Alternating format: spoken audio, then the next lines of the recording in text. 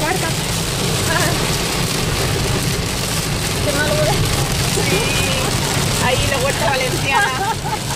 Ahí es cuando te puedes sentir orgullosa de la huerta valenciana. Sí, ese bonito y entrañable olor a mierda. Viva la huerta valenciana.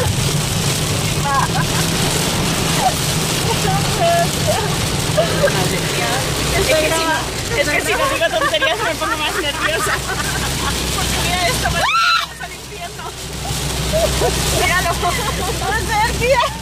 Vamos de camino al infierno, Maite. Que no se ve nada, tía. ¿Dónde está el fin? Bueno, parece que se relaja un poco. ¿Dónde estamos? Menos mal, parecía el infierno. Tía, qué miedo.